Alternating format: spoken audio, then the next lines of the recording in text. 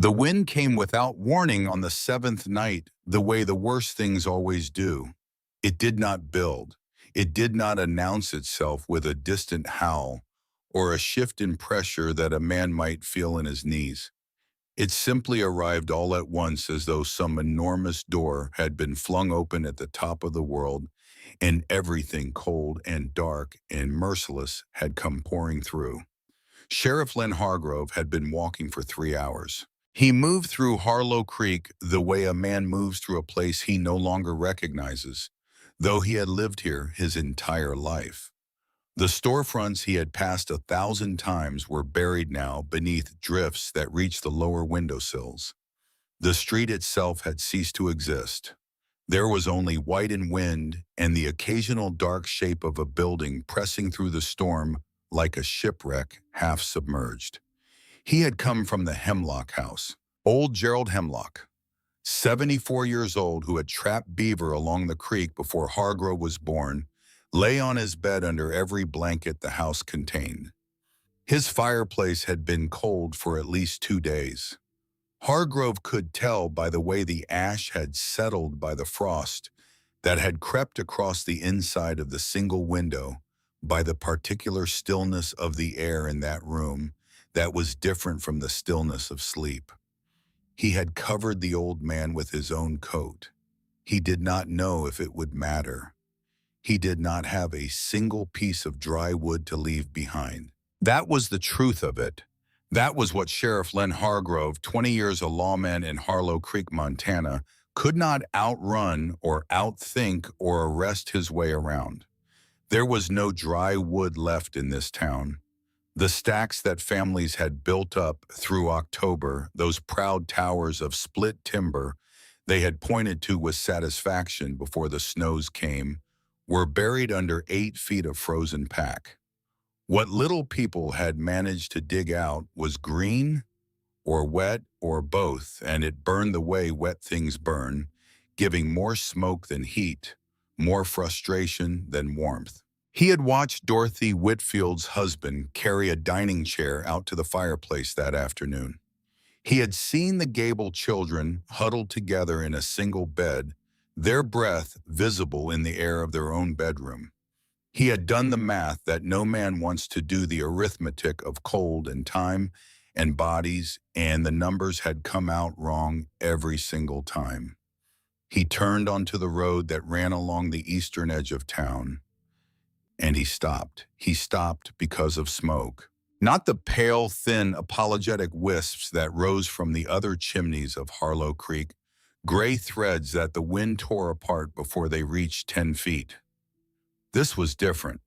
From the small cabin at the far edge of town, the one that sat back from the road behind a line of old ponderosa pines, smoke rose in a column that was black and thick and absolutely steady.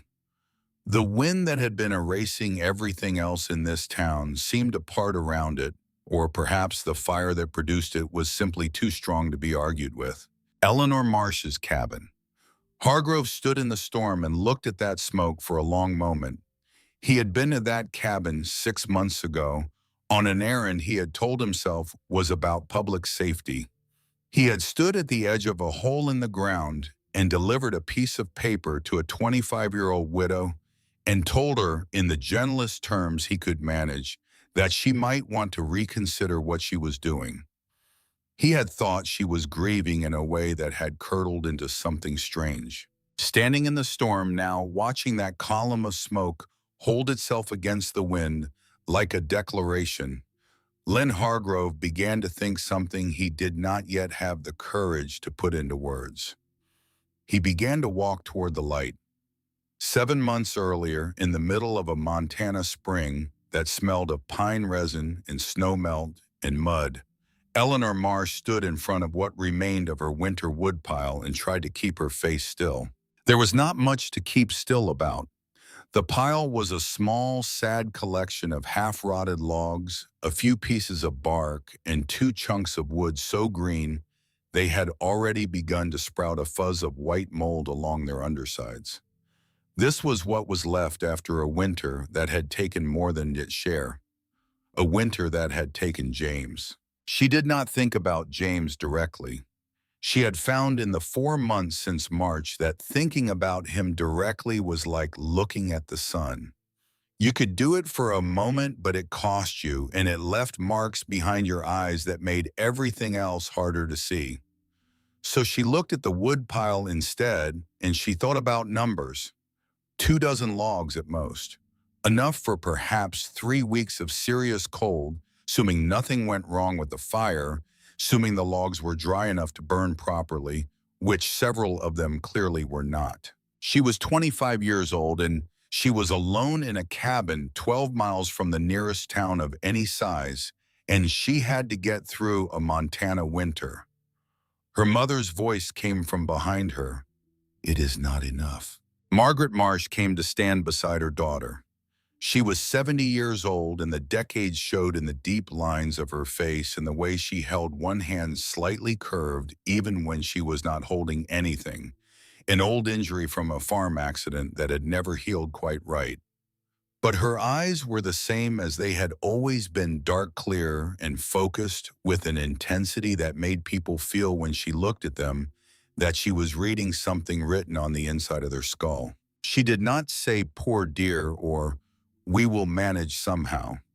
She looked at the woodpile the same way Eleanor looked at it, with the direct, unsentimental gaze of someone assessing a practical problem. "The almanac," she said. "The woolly bears this year have coats I have not seen in 40 years. The squirrels along the North Ridge started caching 3 weeks early. The pressure has been dropping in the way my father taught me to read it." She paused. "This winter will not be kind to anyone who is not ready for it." "Then we will cut what we can," Eleanor said. "It is all we can do." Margaret was quiet for a moment. When she spoke again, her voice had changed the way a river changes when it nears something deep. "Cutting is only half of it," she said. "The wood must be dry, truly dry. Green wood is a kind of cruelty. It promises heat and delivers smoke." She looked out toward the tree line to the north, and her expression shifted into something Eleanor could not quite read. "My father knew how to solve this. He never went into a winter afraid." Eleanor had heard pieces of this before. Fragments. A name dropped and then carefully not elaborated upon. She had always sensed a boundary there, the way you sense a fence in the dark before you walk into it. "Your grandfather," Margaret said, "Silas Crawford." Eleanor waited. "He built something here on this property before you were born, before I left to marry your father. A tunnel underground lined with timber, with shelves built into the walls and small shafts cut up to the surface to let the damp air out." Margaret's voice was steady, but something behind it was not. "The earth holds a constant temperature. The moisture in green wood is drawn out slowly, more completely than any amount of summer sun could manage. After 4 months, the wood inside that tunnel was as dry as it will ever be, and it was protected from the snow on top of it." Eleanor looked at the ground beside the cabin. The roots of the old ponderosa pines wound through the soil in every direction, thick as a man's wrist. "That is an enormous amount of work," she said carefully. "For 2 people. Yes. It would take most of the summer. Yes. And you are telling me your father built one of these himself?" "With his own hands," Margaret said. "He said the world gives you what you need to survive, but it rarely makes it easy to reach." Eleanor looked at her own hands. The palms were already rough from farm work, the fingertips calloused. But there was a difference between the hands that mended fences and tended a kitchen garden, and the hands that dug 50 feet of tunnel through Montana clay and root-threaded earth. "Mother," she said, "why have I never met him?" The question had come out before she thought about it, pulled up by something in the way Margaret had said his name, with the particular weight of a word that had been carefully placed on a shelf and not touched for a very long time. Margaret did not answer right away. She looked out toward the northern tree line, and the silence stretched long enough that Eleanor began to think she had crossed a line she had not known was there. When her mother finally spoke, her voice was the voice of a woman who had decided after 40 years that the time for this particular silence was over. "He built his tunnel in 1849, Margaret said, and it worked exactly as he said it would. The winter of 1851 was the worst anyone in this valley had seen. Our neighbors burned their furniture. We had a fire through every cold night of that winter." She stopped. "And then someone told the county authority that the tunnel was a hiding place for smuggled goods. There was no evidence because there was nothing to find.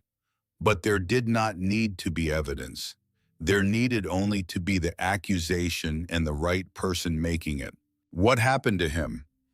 "He was called a danger to the community. He was pressured to leave. He went to Billings." Margaret's voice did not break, but it flattened the way a road flattens when it crosses something hard underneath. "He died there in 1853. I was 12 years old." Eleanor stood very still. Who made the accusation? Margaret looked at her daughter. "I have my suspicions. I have held them for 40 years without proof. We will dig first. That answer can wait." There was something in the way she said it, a kind of deliberate containment, that told Eleanor this was not avoidance. It was a choice that had cost something to maintain, and that Margaret had made anyway for reasons Eleanor did not yet fully understand. "Show me where to begin," Eleanor said. The work started the next morning before the sun had cleared the eastern ridge. The ground fought her from the first stroke. The upper layer of soil was soft enough, thawed and crumbly with spring moisture, but 6 inches down the real Montana earth revealed itself dense clay packed around river stones and the thick iron-hard roots of trees that had been growing here for 100 years. The roots did not yield to the blade of a pickaxe. They had to be found traced and cut through individually with a hand axe, each one a separate negotiation with the ground. Eleanor's shoulders began to ache on the first afternoon. By the third day, the ache had settled into something more permanent, a deep soreness that lived below the surface of the muscle and did not fully release even at night. Her hands blistered, healed to callous, blistered again in new places. Margaret sat on a section of fallen log near the edge of the work and sharpened blades. She kept 2 buckets of cold water nearby. She watched the angle of the sun and told Eleanor when to stop for water when the day was hot enough to demand a rest. She could not swing the pickaxe, but she was. Eleanor came to understand the reason the pickaxe kept moving. "Do not fight the stone," Margaret said one morning, watching Eleanor drive the point of the pick into a piece of granite the size of a loaf of bread. "Persuade it. Find the grain and work with it. Stone does not have a grain." "Everything has a grain," Margaret said. "You will find it." She did eventually. Not that day, but 2 days later, when she came at the same type of rock from a different angle and felt it split along a seam she had not been able to see. The neighbors noticed. Of course they noticed. The first wagon slowed out of curiosity. Then they slowed out of the particular fascination people have for watching someone do something that appears to be a mistake. By the third week, Eleanor had the sense that her project had become a topic of discussion in places she was not present, and that the discussion was not charitable. The first man to say so directly was Calvin Thorne. He came on a Tuesday, the 4th week of June, his wagon raising a small cloud of dust on the dry road. He was a large man, broad across the chest, with the particular confidence of someone who had been right about things professionally for a long time. He ran the largest lumber operation in the county. He had opinions about wood the way a priest has opinions about scripture. They were not opinions, they were facts, and they were not open to revision. He did not get down from the wagon. He looked down into the trench where Eleanor was working, his thick forearms resting on the side rail.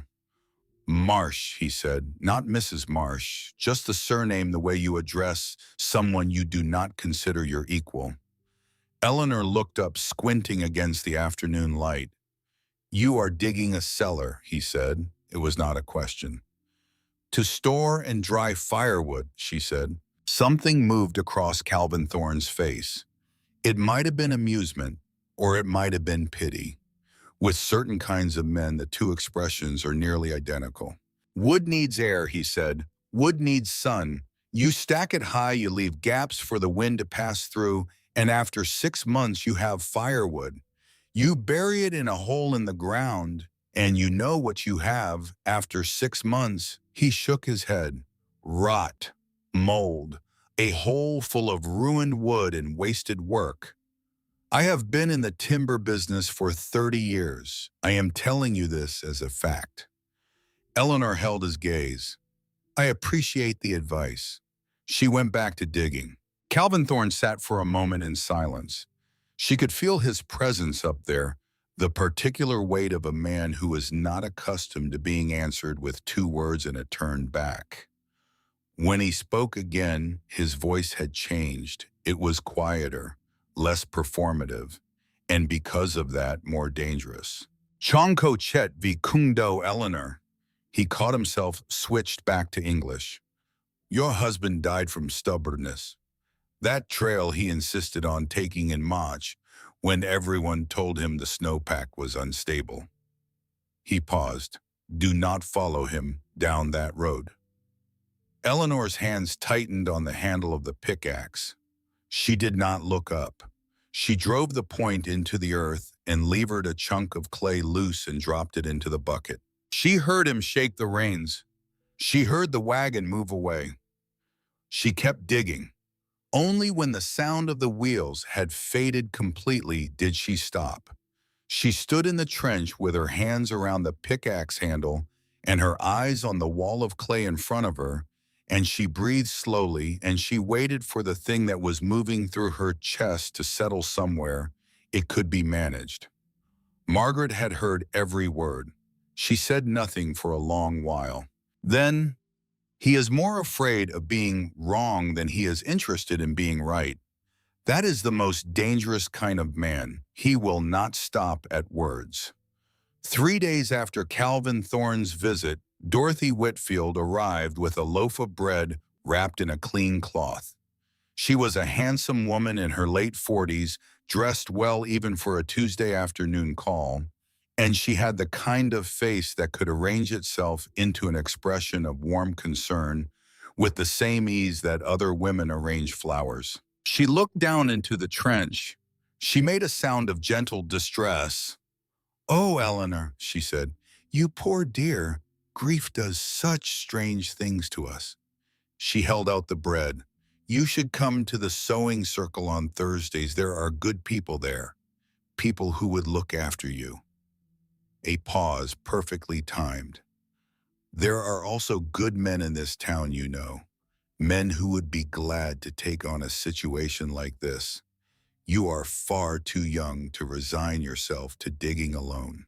Eleanor climbed out of the trench. She accepted the bread. She said thank you. She set the bread down on the section of log where Margaret sat. Mrs. Whitfield, she said, keeping her voice entirely even, I want to ask you something directly. Are you here because you are worried about me, or because it makes you uncomfortable to drive past this cabin and see what I am doing? Dorothy Whitfield blinked. It was a small disruption in the surface, quickly smoothed over, but Eleanor had seen it. I am here because I care about you, of course. Then you will be glad to know I am well, Eleanor said. Thank you for the bread. Dorothy left with her back very straight. She did not look back.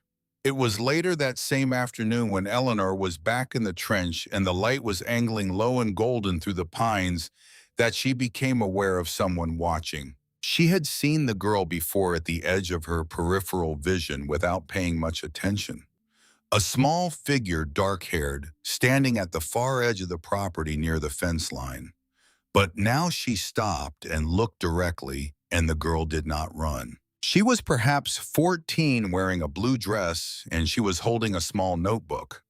She was not watching the way people watch when they were trying to satisfy curiosity or gather material for gossip. She was watching the way someone watches when they are trying to understand a mechanism. Her pencil moved across the page without her looking at it. Eleanor held the girl's gaze for a moment, then she went back to work. She did not yet know the girl's name.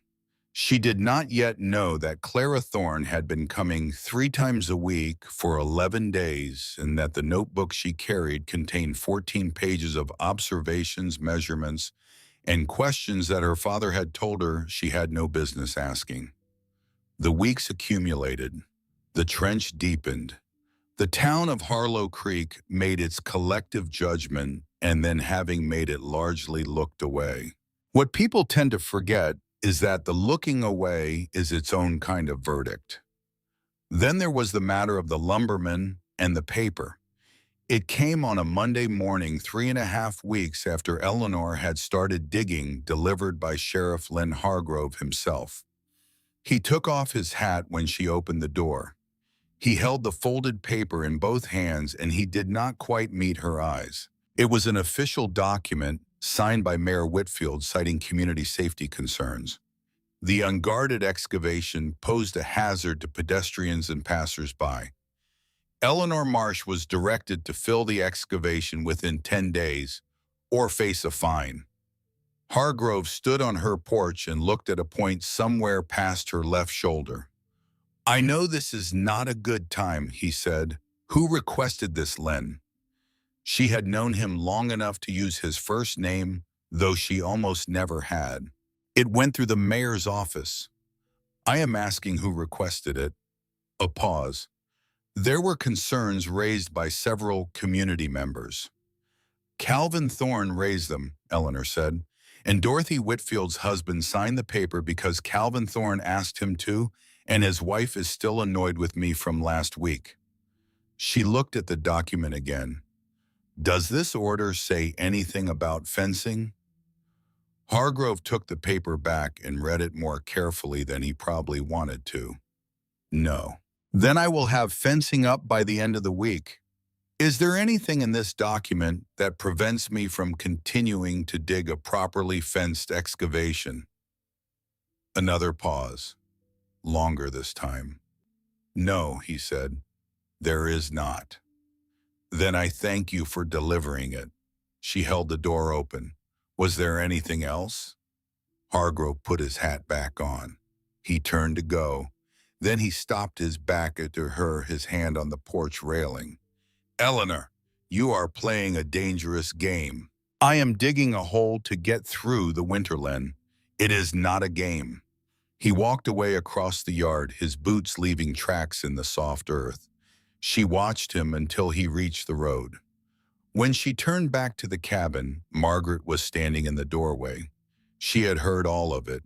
She had heard Calvin Thorne 3 weeks ago, and Dorothy Whitfield, and now this. She had sat on her log and sharpened blades and said the things that needed saying at the right moments and nothing else. But now she said something she had not said before. Something she had been carrying for 40 years and had decided this morning, watching her daughter face a piece of paper designed to stop her, was the right moment to put down. "I told you I had suspicions," Margaret said, "about who reported my father." Eleanor looked at her. "I have never said the name out loud," Margaret said. "I have held it in for 40 years without proof, and I have told myself that not knowing for certain was a kind of mercy. That suspicion is not the same as fact, and that living inside a fact like that would make it harder to keep going." She stopped. "But you should know." "Tell me." "Harold Thorne," Margaret said. "Calvin's father. He wanted the county timber contract that year. My father was his competition." The names settled into the air between them. Eleanor looked out at the tree line to the north at the place where the pines began, and the property of the Thorne family lay a mile beyond. 3 generations. One act of cowardice or greed dressed up as civic concern, and a man had died in a city far from home, and his daughter had carried the weight of it for 40 years, and his granddaughter was now standing in a hole in the ground, trying to complete what he had started. Eleanor looked down at her hands. Then she went to get the fencing wire. He came back on a Wednesday, the middle of July, and he did not ask permission. Eleanor was 12 feet down in the main shaft when she heard the sound of a wagon stopping on the road above. She had learned over the past 6 weeks to identify visitors by sound before she saw them. The slow, deliberate stop of someone who had made a decision. The creak of a man climbing down rather than leaning over from the seat. Boots on dry ground, heavy and unhurried. She kept digging. Thomas Reeves appeared at the edge of the trench a few minutes later. He was carrying a length of seasoned pine board under one arm and a carpenter's measuring square in his other hand. He looked down into the hole without expression, the way a man looks at a problem he has already worked out in his head. "The side walls are going to fail," he said. Eleanor looked up. "Good morning to you too, Thomas." Not a criticism, an observation. He held up the measuring square. "The clay here has a high moisture content this deep. When it dries through the summer, it will shrink along the horizontal. The walls will crack and push inward.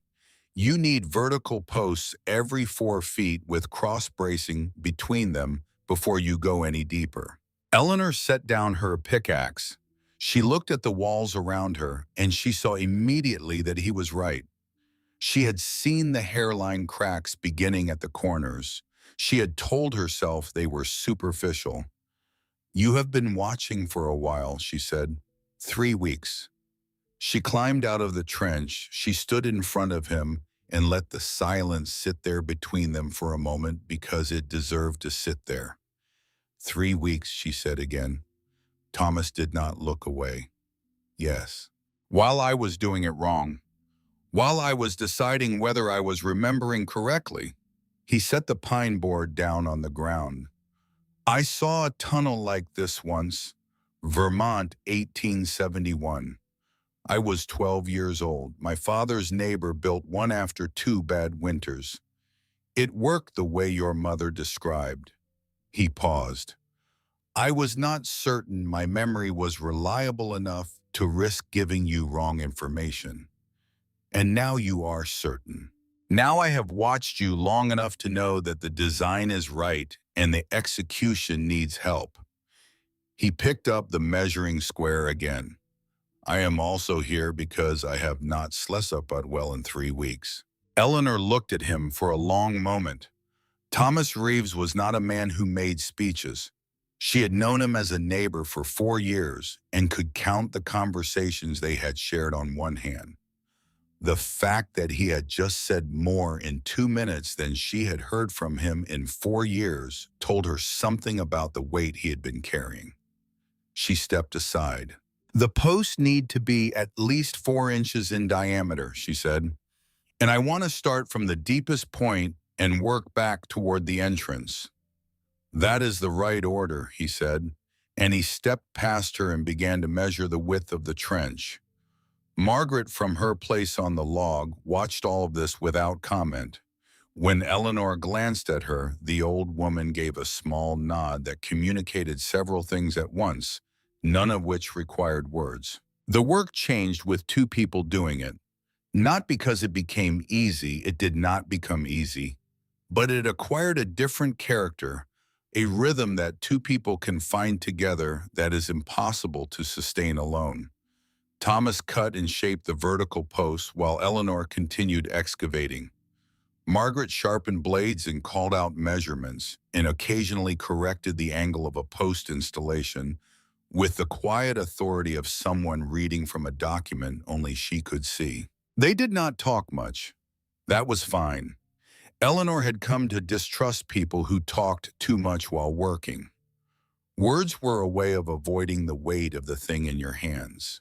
It was during the second week of this arrangement that Clara Thorne came closer. Eleanor had been aware of the girl for some time. She appeared 3 times a week, always in the late afternoon, always with the small notebook. She stayed at the fence line or just beyond it, and she watched with that particular focused attention that Eleanor had come to recognize as something different or from ordinary curiosity. Ordinary curiosity looks for the interesting parts and loses interest when they are not immediately visible. What Clara did was more methodical.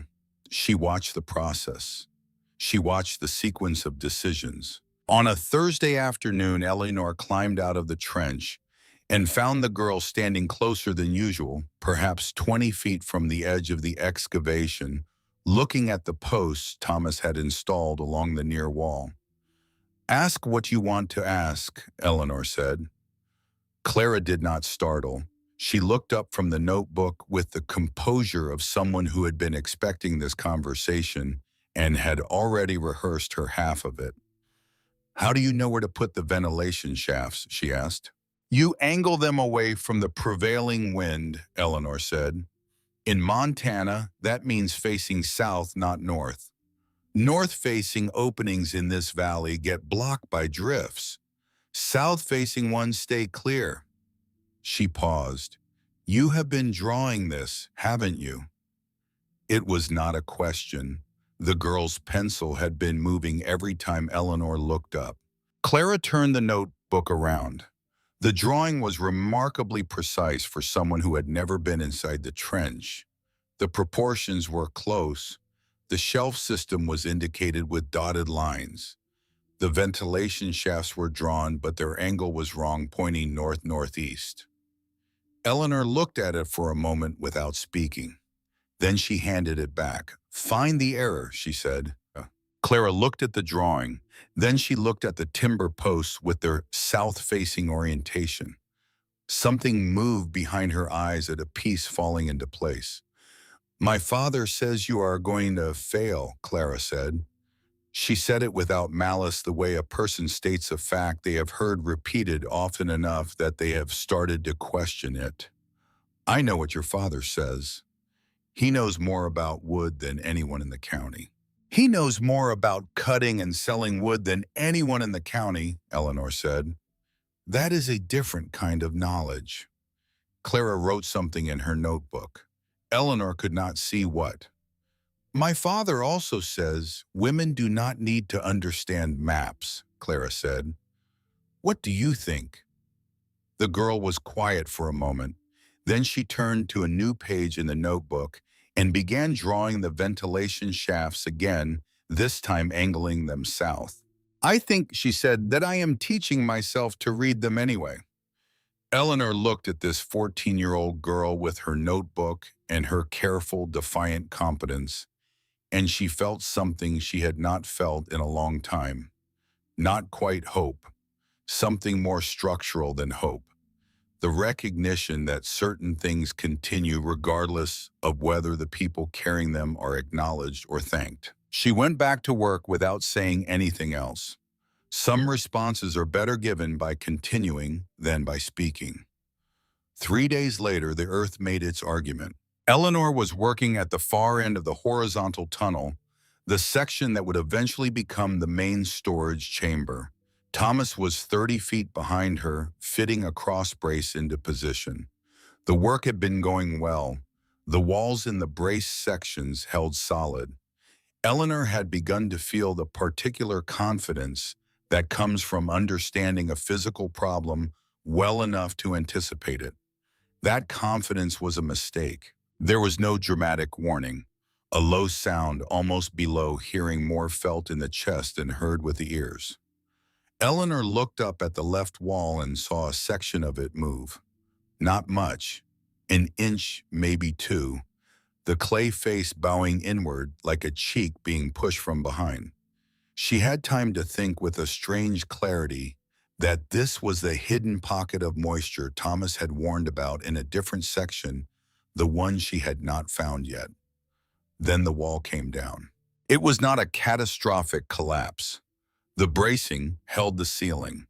What failed was a 6-foot section of the left wall, and it came in fast and heavy, a surge of clay and stone and embedded roots that knocked Eleanor sideways and buried her legs to the knee before she could move. The weight was extraordinary, not sharp like a blow, but comprehensive, like being held down by something that did not intend to let go. She heard Thomas shout from behind her. She heard the sound of him moving through the tunnel toward her. And then underneath those sounds, underneath the ringing in her ears and the pressure in her legs and the smell of wet earth that was suddenly everywhere, she became aware of something she had not expected. She was looking up at the sky. The collapse had opened a narrow gap at the top of the wall, and through it she could see a piece of the Montana afternoon blue, and absolute and entirely indifferent to what was happening below it. It was perhaps 8 inches wide, a strip of sky. She thought about James. She had not let herself do this in 4 months. She had held the thought of his death at a careful distance, acknowledged it in the way you acknowledge a weight you are carrying, aware of it, but not examining it. Now pinned in the dark with earth pressing against both legs and that strip of sky above her, she could not keep the distance. He had been on a trail on the North Ridge in March, a trail he took regularly, a trail everyone knew. The rockfall had been fast. 3 men survived. James did not. She had been told it was very quick. She had accepted this the way you accept things people tell you to help you bear them, without knowing if it was true. Looking at that strip of Montana sky, she thought, did he see the sky? In the last moment, was there light above him, or only the coming dark? The thought did not destroy her. It moved through her like cold water, and it left something behind when it passed, not comfort, but a kind of acknowledgement. He had been here, and then he had not, and the sky had continued being blue, and she was in a hole in the ground, trying to ensure that she could continue being here too. Thomas reached her. He assessed the situation in about 2 seconds and began digging with his hands, working around the edges of the buried section to relieve the pressure before attempting to pull. From above, from the mouth of the trench, Margaret's voice came down, steady, not panicked. "Do not pull her straight up," Margaret said. "The clay will compact tighter. Work from the sides first. Free the right leg before you touch the left." Thomas worked from the sides. It took 45 minutes. Eleanor helped where she could, digging with her hands in the space Thomas created, feeling for the give in the soil that meant she could move without making it worse. Her right leg came free first, then the left slowly with a sucking sound as the clay released its grip. She emerged from the trench, leaning heavily on Thomas. Her legs bruised from knee to shin, her hands raw. She sat on the ground and breathed. She noticed after a moment that there was no one else there. Thomas had come. Margaret was above her. But the girl who had been here just 3 days ago, the girl who appeared 3 times a week without fail, was absent. "Clara," Eleanor said. "Was she here?" Thomas was quiet for a half-second too long. "She came to get me," he said. Eleanor looked at him. "She was at the fence when it happened. She ran to my property. That is how I knew." Eleanor absorbed this. Clara Thorne, the daughter of Calvin Thorne, had been watching when the wall came down. She had made a choice in that moment, and the choice had cost her something. Coming to Thomas Reeves meant her father would eventually learn she had been here. There would be consequences for that in the Thorne household that Eleanor could imagine clearly enough.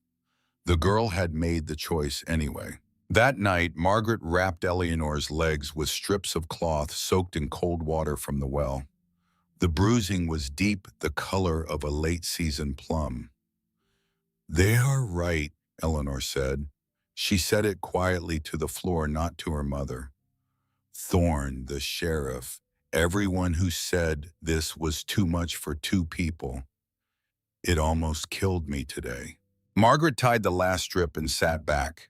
She looked at her daughter with the expression of someone who has heard this before, not from Eleanor specifically, but from the long history of people who arrive at the bottom of the hardest part and mistake it for the end. The earth tested you, she said. It asked whether you were worth its secrets.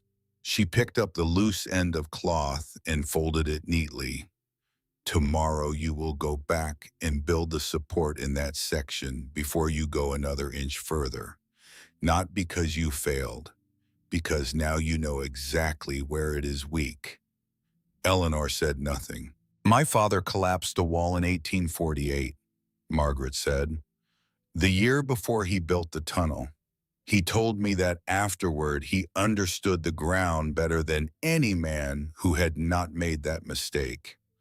Eleanor looked at her mother, at the 70 years in her face, at the particular quality of stillness that comes not from peace but from having moved through a great many things and come out the other side of them intact. She did not say anything else that night, but she was at the trench before sunrise.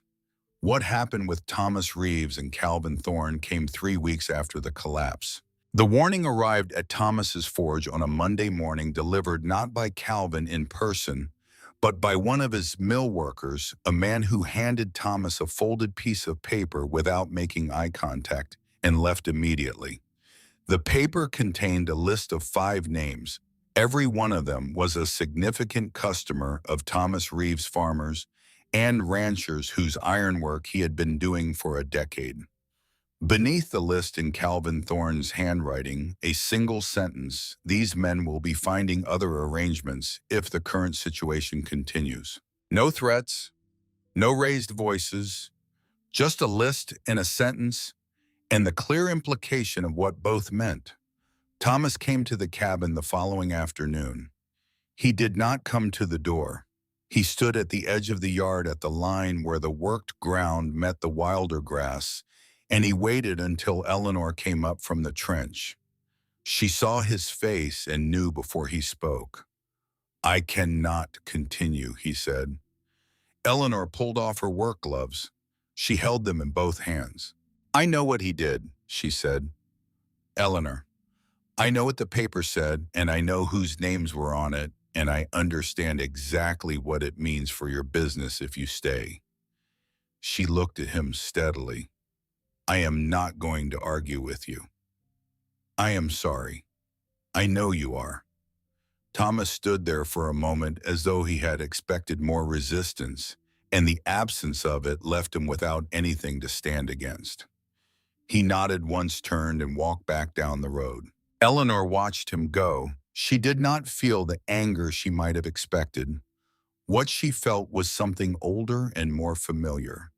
The specific weight of standing in a place where you are entirely alone, where the last person who was standing with you has just made the reasonable choice, and where the work ahead is exactly the same as it was before, except that now it is only yours.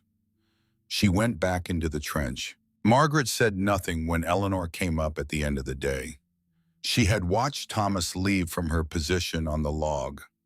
She sharpened the blade of the hand axe in long, steady strokes and did not speak until Eleanor sat down beside her.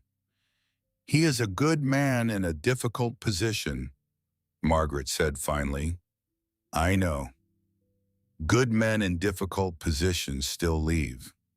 I know that too. They sat together in the early evening light, the kind of light that turns the Montana hills the color of old copper, until Eleanor stood up and went inside to make supper. 3 mornings later, she came out at first light and found a bundle on the ground at the edge of the trench opening.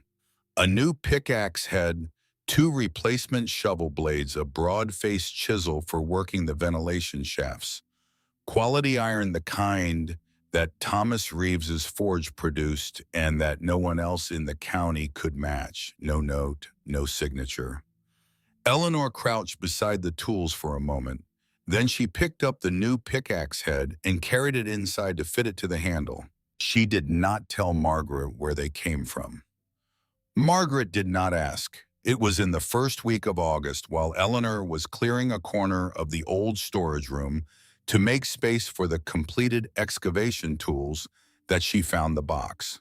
It was small, perhaps 18 inches long, made of pine that had darkened with age to the color of old honey. It was secured with a strip of leather that had dried and cracked over what must have been decades. She almost moved it without opening it.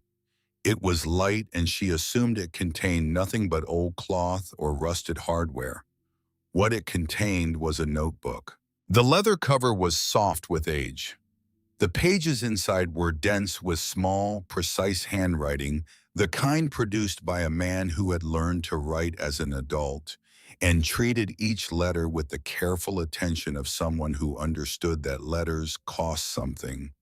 The ink had faded to brown, but it was still entirely legible. Eleanor opened to the first page and read the date, April 14th, 1849. She carried the notebook outside without running. She walked to where Margaret sat and held it out without speaking. Margaret took it. She looked at the cover. She looked at the handwriting on the first page. Her hands, the hands that had been steady through the collapse and steady through the visits from Thorne and Whitfield and Hargrove, were not steady now. "This is my father's writing," she said. They read it together. Most of it was practical measurements, material lists, the sequence of construction decisions Silas Crawford had made as he built the original tunnel in 1849. But interspersed with the technical record was something else, a voice that Eleanor could hear even through the faded ink in the decades of distance. A man who thought carefully about what he was doing and why. A man who had understood that the tunnel was not only about wood. Near the middle of the notebook, in an entry dated December of 1851, after the great winter that had proved everything Silas Crawford had written about his neighbors, about the warmth they had, about what it meant to have prepared when preparation had seemed like foolishness, and about a conversation he had overheard at the general store between two men who did not know he was behind the flour barrels. He had written one name, Harold Thorne. Not a suspicion, not an inference, a direct record of a conversation in which Harold Thorne had discussed with another man the report he intended to make to the county authority and the timber contract that would come open once the Crawford nuisance was dealt with. Eleanor read the entry twice. Then she looked up at her mother. Margaret was very still. She was looking at the page with the expression of a woman who has been carrying something for 40 years and has just been told with absolute certainty that the thing she was carrying was exactly as heavy as it always felt. "You knew," Eleanor said. "Not an accusation, a recognition." "I suspected," Margaret said. "There is a difference. I told myself the difference mattered." "Does it?" Margaret turned the page. The entry continued. Silas Crawford had written, after recording Harold Thorne's name and intentions, a single additional paragraph. In it, he expressed his understanding that a man who would do what Thorne intended to do was a man governed entirely by fear. Fear of competition. Fear of being outworked by someone who had less and did more with it. Fear, ultimately, of being shown that the world was larger and more capable than his own vision of it. He had written, and I pity him more than I blame him. "A man who must destroy what he cannot match is a man who will never know what he could have built." And then the entry ended. The last page of the notebook was what stopped Eleanor's breath. It was dated February of 1853, almost certainly the final winter Silas Crawford spent in Billings, 2 years after he had been driven out of Harlow Creek. The handwriting was slightly less precise, as though written in cold or in fatigue, or in the diminishment that comes to a man near the end of his endurance. He had been writing a letter to someone, perhaps to Margaret herself, perhaps to no one, perhaps only to the act of writing it. The sentence stopped at the third word of the sixth line.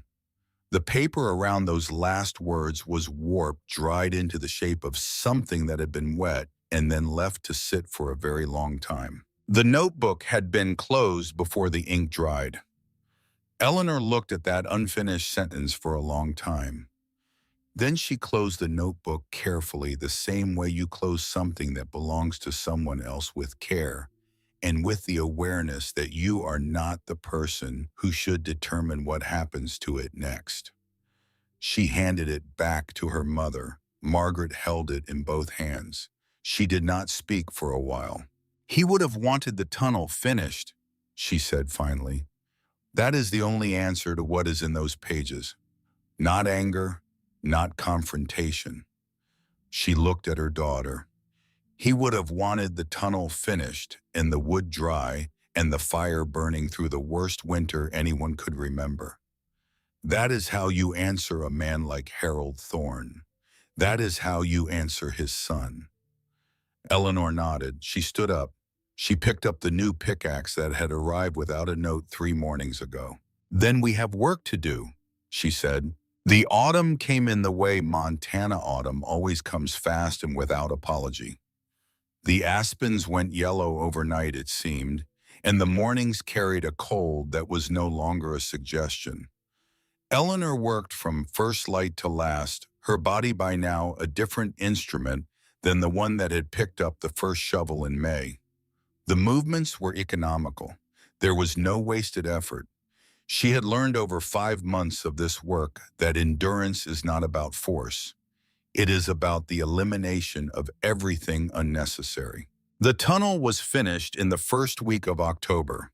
The wood came next, load after load from the forest behind the property, stacked on the shelves in the careful pattern that Margaret directed, each piece separated from the next, each row set to allow the air to move between them.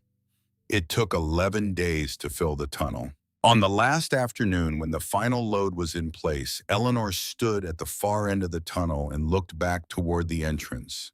The lantern she carried threw warm light along the packed shelves, and the smell of fresh-cut wood and dry earth was the finest smell she could imagine.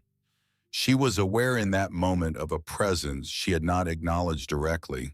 Near the entrance to the tunnel, the shelves along the lower wall were stacked in a pattern subtly different from the one Eleanor had created. The spacing was slightly different, the pieces turned at an angle she had not used. It was more efficient than her own arrangement. She had noticed it 2 days ago and had not said anything. On the ground just inside the entrance, she found what she had not seen when she carried the last load in a small blue ribbon, the color of a dress she had seen 3 times a week for the better part of a summer. Eleanor picked it up and put it in her pocket. She went to the entrance and found her mother standing there in the October air. Margaret stepped inside. She placed her right hand flat against the wall, against the timber planking that covered the earth, and she held it there. Then she knocked 3 times softly. "My father did this," she said, "at every completed structure. He said the work deserved to know it was finished." Eleanor placed her hand on the wall beside her mother's. She knocked 3 times. They sealed the entrance that evening. When they were done, the tunnel was invisible from above. The earth showed no sign of what was underneath it. The snow could come now, and the wind, and the particular relentless cold that the woolly bears and the squirrels and the almanac had been predicting since spring. Whatever was coming, they were ready for it. 3 weeks later, the blizzard arrived. The blizzard did not arrive the way winter usually arrives in Montana, with a week of warning in the sky and a gradual tightening of the airs that gave a man time to prepare his mind along with his property. It came between sunset and midnight on a Wednesday in November, and by the time Harlow Creek woke on Thursday morning, the world had been replaced. Not transformed, replaced. The road was gone. The fences were suggestions beneath the drifts. The space between buildings had become a single continuous white mass that moved and shifted with the wind in a way that made it look, in the gray dawn light, almost alive. Eleanor built the first fire of the storm before sunrise. She went down through the root cellar, opened the small, reinforced door in the earthen wall, and stepped into the tunnel. The air inside was exactly what she had spent 6 months creating, cool, dry, carrying the faint, resinous scent of properly seasoned wood. She selected pieces from the lower shelf, the larger stock she had stacked first, and she carried 2 armloads up into the cabin. The wood caught in under a minute. It burned clean, and even with a heat that was immediate and substantial, not the cautious warmth of wood still fighting its own moisture. She stood in front of the fireplace for a moment, with her hands extended, feeling the heat move through her palms. Outside, the storm announced itself against the cabin walls with a sound like continuous thunder. Inside, Margaret made coffee. The first 2 days were almost peaceful in the strange way that being inside a well-made shelter during a serious storm can feel peaceful. The wind was a constant presence, a voice in the walls and around the window frames, but it could not get in. The fire needed feeding every few hours. Eleanor made the trip through the root cellar to the tunnel with the regularity of a person performing a task so well understood it requires no thought. She took what was needed. She left the rest undisturbed. Margaret knitted by the fire and told stories about winters she had known. Not the technical stories, not the ones about her father's preparations and methods, but the human ones. The winter her own mother had read aloud from the same 3 books for 4 months because they had nothing else. The winter the creek had frozen so deep that a horse had walked across it without cracking the surface. Small stories, the kind that accumulate into a life. Eleanor listened and watched the fire and thought about the fact that she was warm. On the 3rd day, the temperature dropped to a level that was difficult to describe in ordinary terms. It was not cold the way December is cold. It was cold the way an argument can go cold suddenly and completely, as though warmth had never existed, and the idea of it was theoretical. The cabin's single window developed a second pane of frost on the interior surface. Eleanor could see her breath in the room despite the fire. She added more wood. The fire answered. That night, she dreamed about James, the first real dream she had had about him since March. Not a nightmare, not the rock fall or the North Trail or any of the things she had been careful not to think about. She dreamed about his hands. He had carpenter's hands wide across the knuckles, and he had a habit when he was concentrating of pressing the tips of his fingers together in a particular way, a small, private gesture she had watched 1,000 times. She woke before dawn and lay still for a while. The fire had burned down to coals. She got up and fed it without lighting the lantern, moving through the familiar dark of her own cabin, by memory and feel.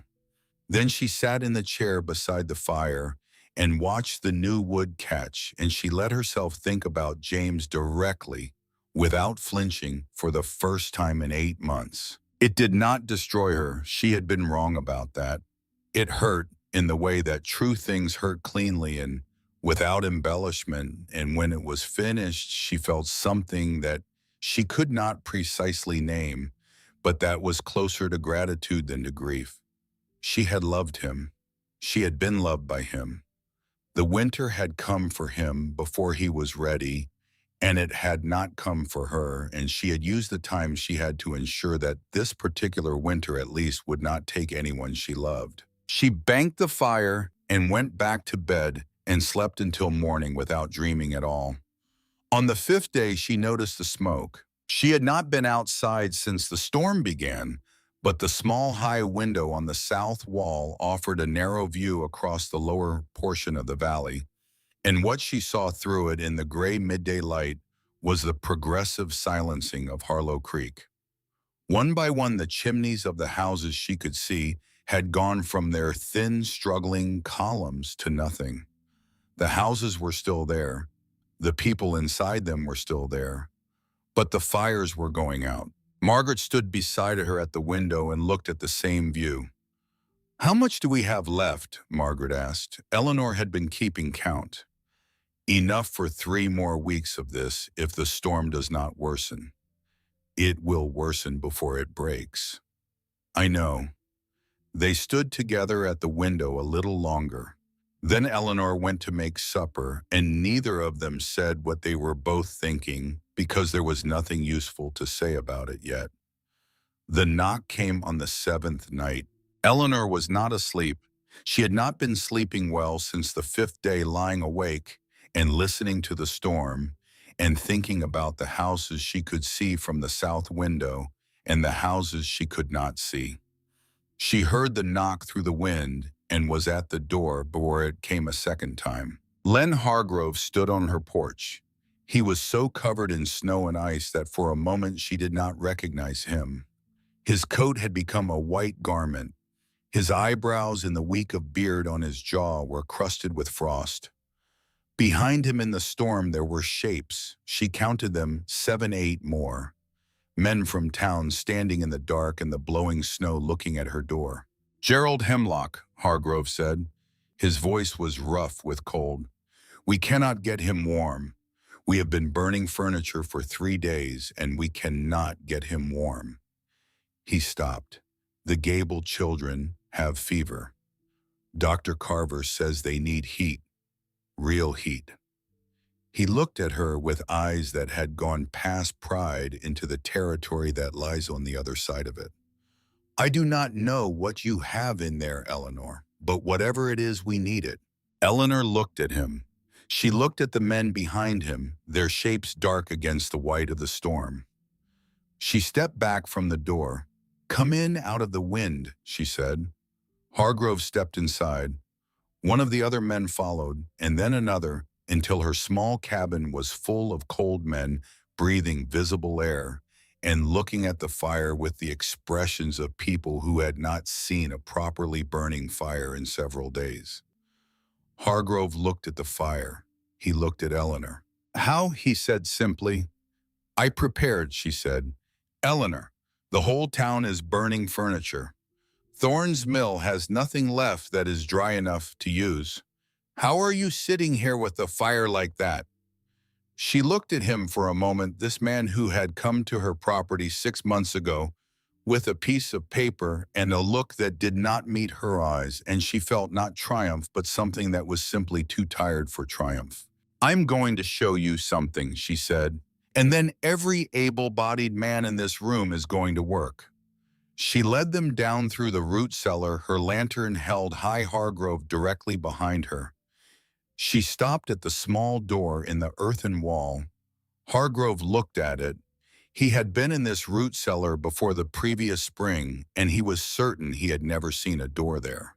She lifted the iron latch and pulled it open. The smell came first, that cool, dry, resinous air that had met her every morning for 6 weeks of cold. Hargrove made a sound she had never heard from him, a brief, involuntary sound, and then he followed her inside. The lantern light moved across the tunnel and its shelves. The wood was stacked from floor to ceiling on both sides, the pieces separated in orderly, 200 feet of stored warmth waiting in the dark. Hargrove reached out and touched the nearest piece with his gloved hand. Then he took off the glove and touched it again with bare fingers, needing to verify the dryness directly. He ran his hand along the wall. He looked at the timber framing the precise joinery, the ceiling that held solid 12 feet underground. He looked at the scale of it, the sheer extent of it, and Eleanor watched him understand in the way understanding actually happens, not as information received, but as a revision of something previously believed. "My God," he said. The words were quiet. They were not an expression of amazement. They were an expression of a man realizing the size of his own error. "Start with the Hemlock house," Eleanor said, "and the gables, then work outward from the coldest first.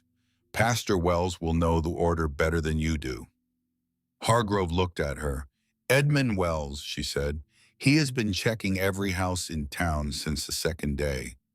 He knows who is worst off. Listen to him." He nodded once. Then he turned and began organizing the men. Eleanor went back upstairs. Margaret was sitting in her chair by the fire when Eleanor returned to the main room.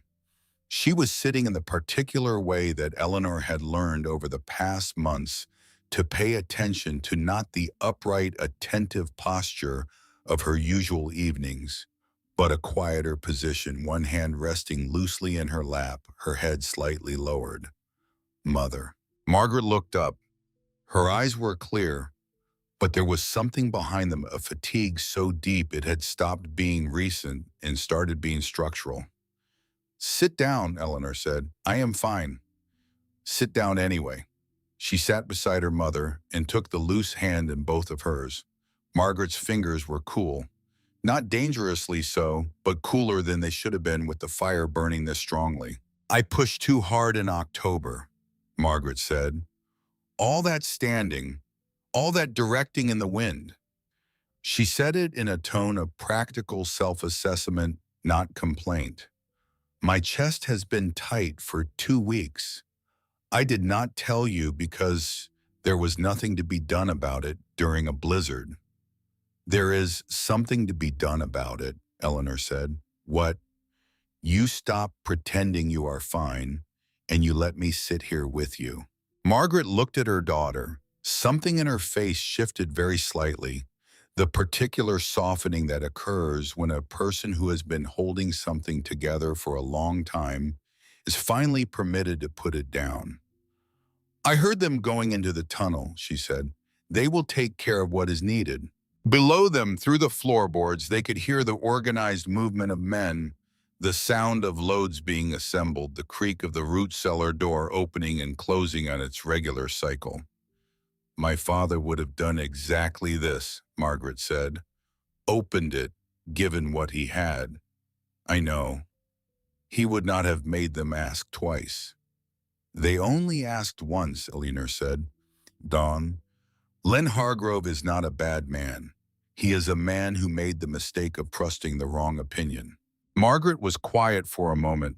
Then she said, Harold Thorne made that same mistake about my father once. Harold Thorne was motivated by greed, Eleanor said. Hargrove was motivated by habit. They are different mistakes. You are more generous than I would have expected you to be tonight. I am tired, Eleanor said simply. Generous and tired are sometimes the same thing. Margaret made a small sound that might have been a laugh. They sat together by the fire while the men worked below them and the storm continued its assault against the walls. Eleanor did not let go of her mother's hand. She could feel through that hand the thin, careful pulse of a woman who had given everything she had to this project, who had sat on a log in July heat and sharpened blades and directed measurements and translated a dead man's wisdom into living practice, and who had arrived at this night with less left in reserve than she had let anyone know. Eleanor did not cry. She did something that was quieter than crying and in some ways harder. She simply stayed present fully and without distraction in the chair beside her mother, and she let the night be what it was. Calvin Thorne arrived sometime after midnight. Eleanor heard him before she saw him, heard the particular cadence of his voice in the root cellar below, giving some direction to one of the men, a voice accustomed to being the largest one in any room. She had not invited him. Hargrove, she assumed, had told him, or perhaps he had simply heard the activity and come. She met him at the root cellar door. He looked different from the man who had leaned on his wagon rail in June. Not smaller, exactly. Calvin Thorne was constitutionally incapable of looking small, but there was something in his bearing that had changed a quality of absolute certainty that had been present in June and was not present now.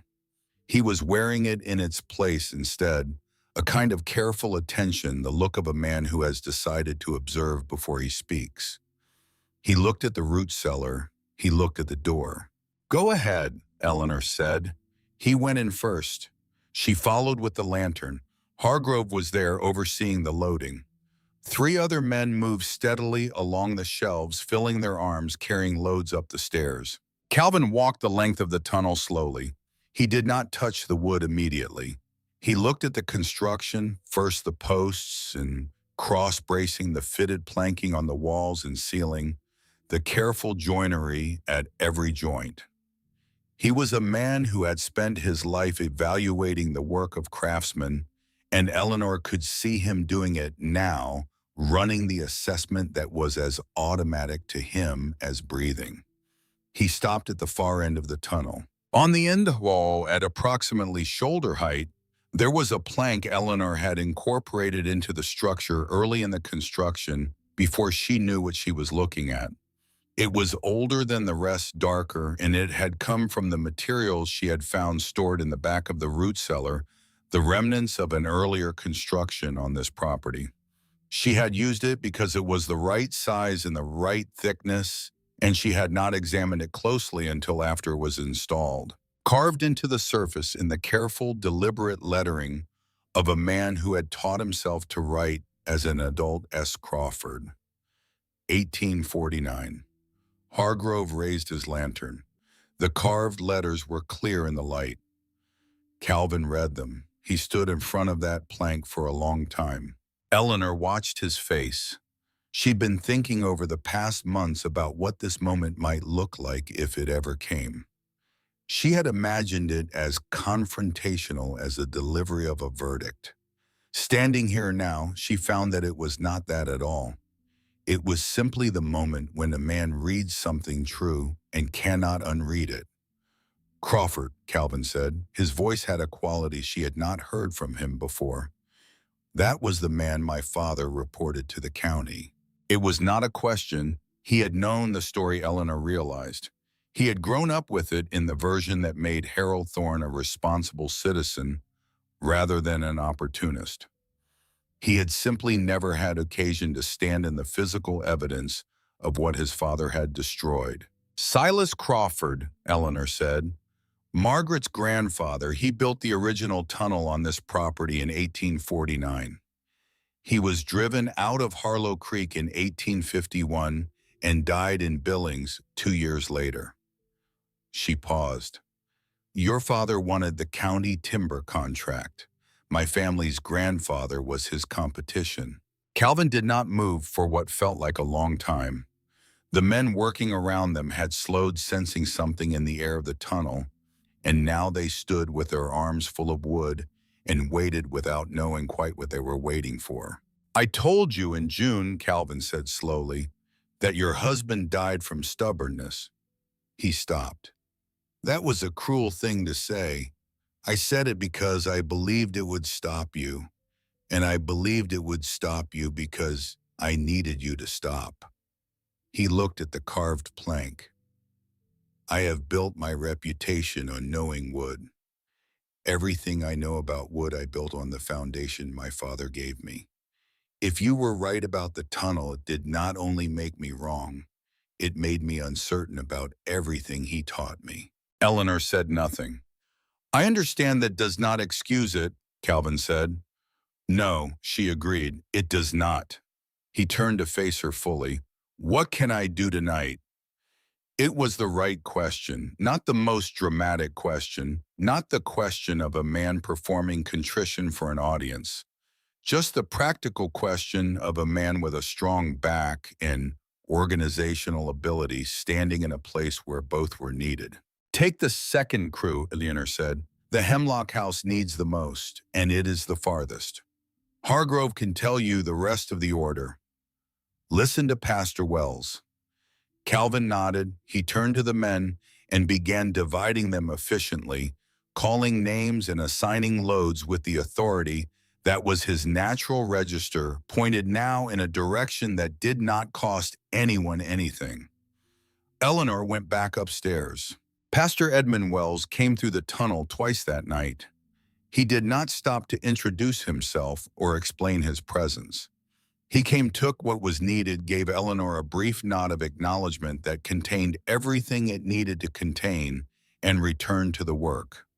She heard later that he had personally carried wood to the Hemlock House, and had stayed long enough to rebuild the fire himself, his pastor's coat covered in ash and wood dust, because no one else had done it correctly, and Gerald Hemlock could not wait for someone to learn. Thomas Reeves arrived in the early hours of the morning, the fourth hour perhaps when the storm had not lessened, but the organized movement of men from the tunnel had established a rhythm that made it feel somehow more manageable. He did not come through the front door. He came through the back, which meant he had gone around the cabin through the worst of the storm rather than present himself at the front, where he would have had to walk past more people. Eleanor opened the back door before he knocked. He stood in the dark with snow in his hair and his breath clouding in the cold. He looked at her without the particular kind of braced expression that men wear when they are preparing to deliver an excuse. "Margaret," he said, "she is resting. She is not in danger, but she is not well." He nodded. "Thomas," Eleanor said, "the tools you left. You do not need to say anything about that." "I know I do not need to. I am choosing to." She held the door open. "Come in. I need someone to keep the fire in this room going while I manage what is happening below. Can you do that?" "Yes."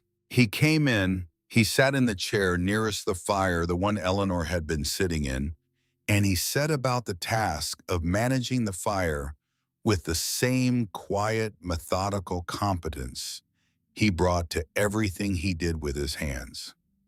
Margaret slept in her chair on the other side of the hearth. Thomas did not speak to her or disturb her. He simply kept the fire burning steadily and well through the remainder of the darkest hours. Eleanor moved between the tunnel and the cabin, directing and assessing and occasionally making the decision that someone had to make when the men below disagreed about quantities or order. She was not a sheriff or a mill owner or a pastor.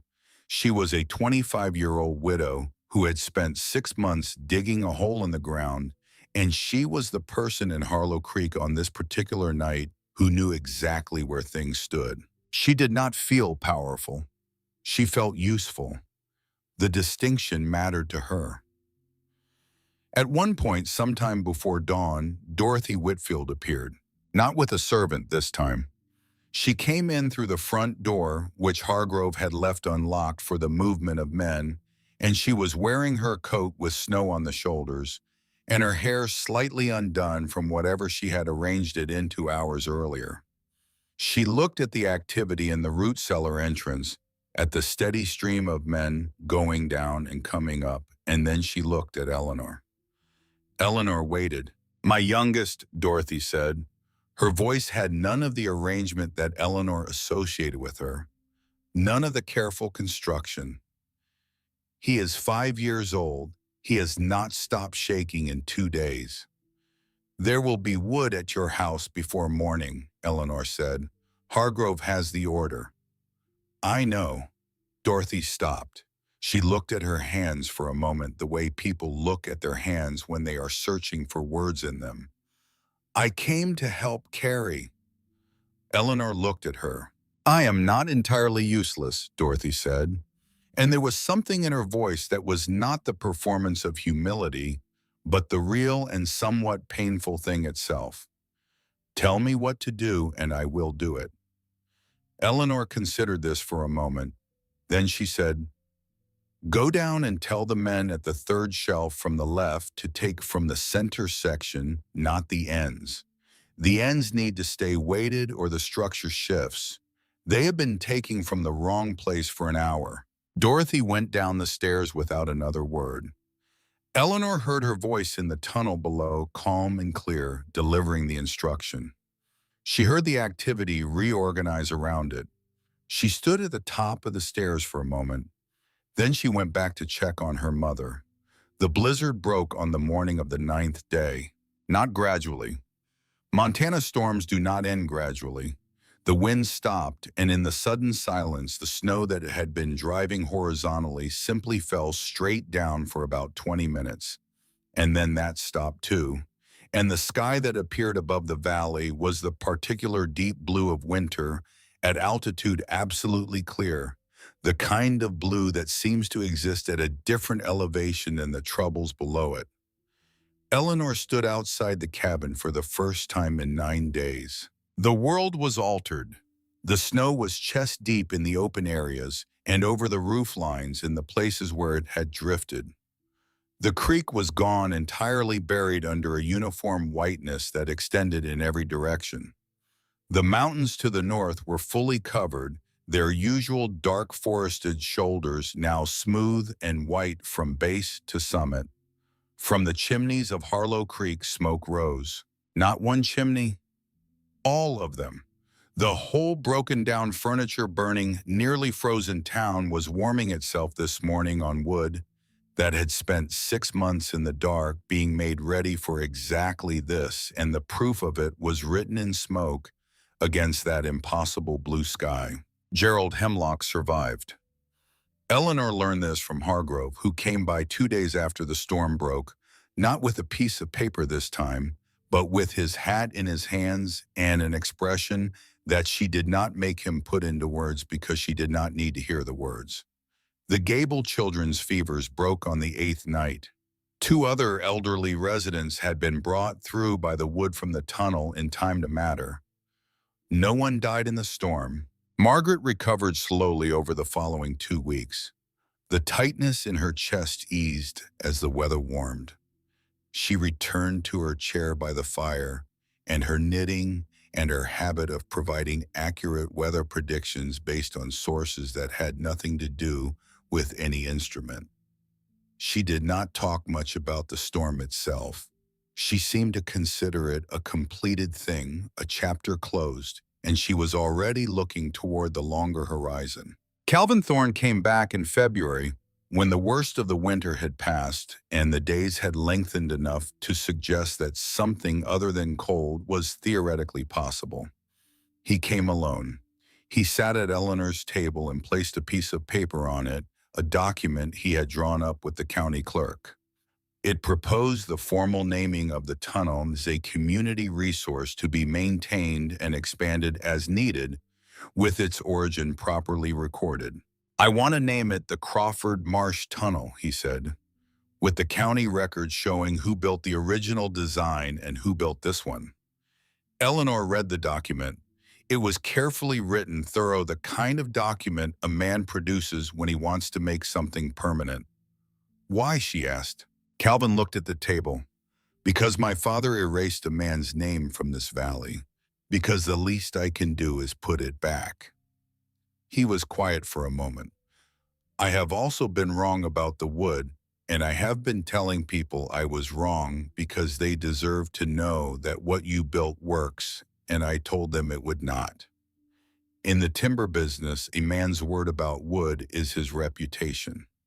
I said things that were not true, and people listened to me because I was known for knowing. That deserves correction." Eleanor looked at him for a long time. "I will sign it," she said. She did. The document was filed with the county that spring, and the tunnel passed into Harlow Creek's official record under the name it would carry for the next 4 decades, the Crawford Marsh Tunnel. The design was copied by 6 other families in the valley before the following winter. Thorne himself adapted it for a larger structure he built on the mill property, and he gave full attribution in the county record when he did.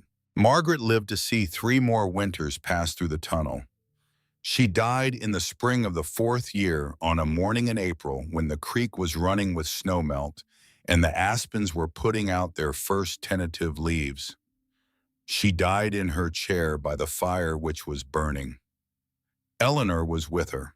They had talked the night before about Silas Crawford, about the man he had been as Margaret remembered him from the years before she was 12 and he was taken from her. He had been, Margaret said, a man who did not require validation from the people around him. He had understood that certain kinds of work speak for themselves, but only to people who are present when the results arrive, and that the important thing was not to be acknowledged, but to have done the work. He would have been glad, Margaret said that night, not proud, not vindicated, just glad. Eleanor thought about this after.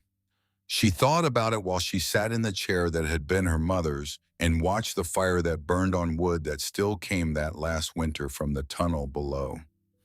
She thought about what it means to complete something that someone else began, not to rescue or to restore, but simply to continue because the work was worth continuing and you happened to be the person there to do it.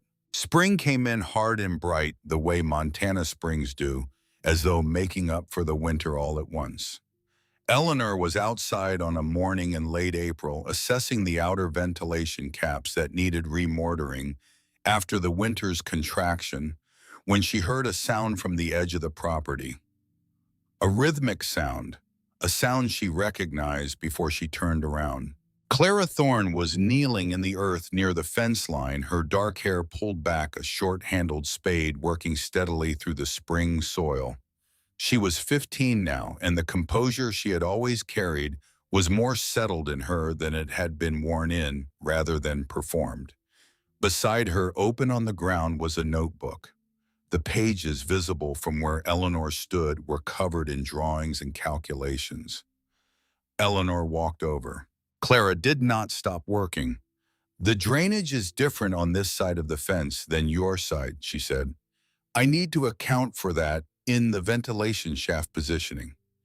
Eleanor looked at the small excavation, looked at the notebook, looked at the girl who had been watching from a fence line since June, counting her presence in a private record, making a decision in 3 seconds that had saved Eleanor's life. "You corrected the shaft direction," Eleanor said, "in the drawing last summer.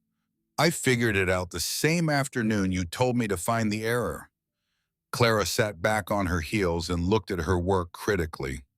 "I have also accounted for the higher water table on this side. The floor will need to be angled differently to manage runoff." Eleanor crouched beside her and looked at the notebook. The drawing was more sophisticated than the one from last summer. The proportions were accurate. The structural annotations showed an understanding of load and stress that went beyond what someone could intuit from watching. "Where did you learn to draw loads like this?" Eleanor asked. "My father's engineering manuals," Clara said. "He has a library of them. He has always let me read them." A pause. "He used to think I was reading them for interest. Now I think he knows I am reading them for use. He has not said anything about it." "That is progress," Eleanor said. "It is something," Clara said, which was more precise. Eleanor stood.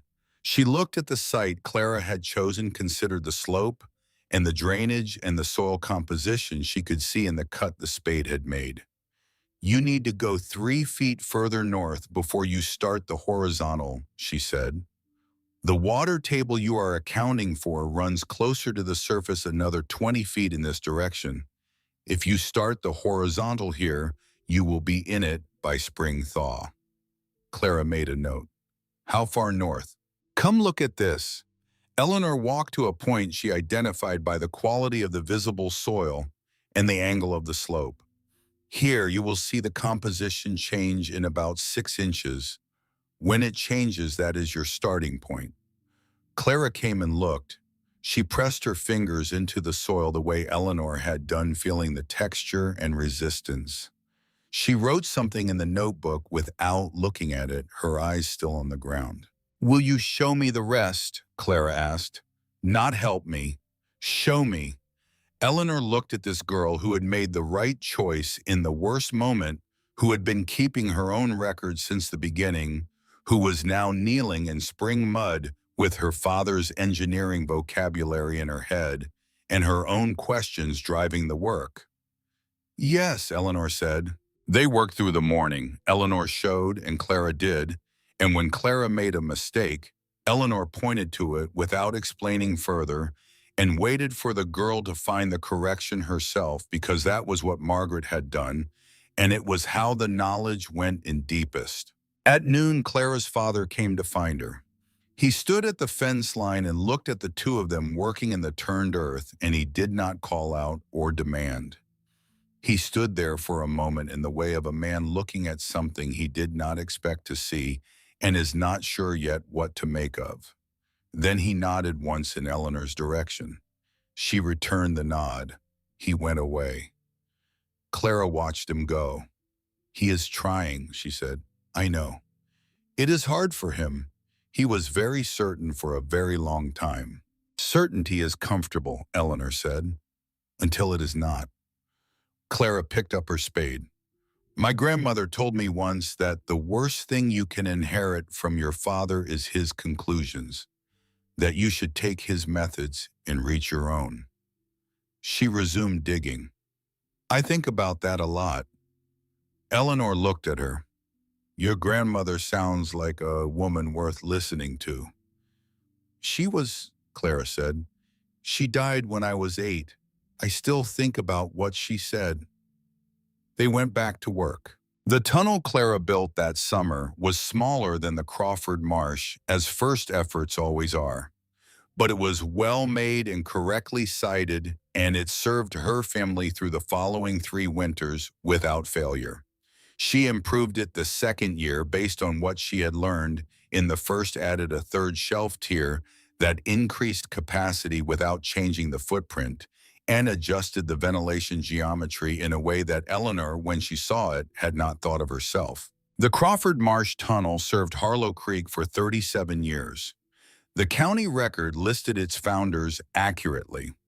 The tunnel was expanded twice, first in 1891 and again in 1901, and both expansions followed the original structural principles without significant deviation because the original structural principles were sound. The carved plank with S. Crawford. 1849 remained on the end wall through both expansions. When the tunnel was finally decommissioned in 1924, as the town converted to centralized heating, the decision was made to preserve that section of wall in place. The county historical record notes that this was done at the request of the tunnel's then custodian, who was by then a 40-year-old woman with 2 children, and who had learned to build from Eleanor Marsh, and who had been keeping a notebook since she was 14 years old. Clara Thorne never stopped digging, and in the valley below the mountains, in a town that had come very close to a different kind of ending, the name Crawford was spoken the way it deserved to be spoken, with the particular weight given to people who did the right thing before anyone was watching and who built something that held long after they were gone.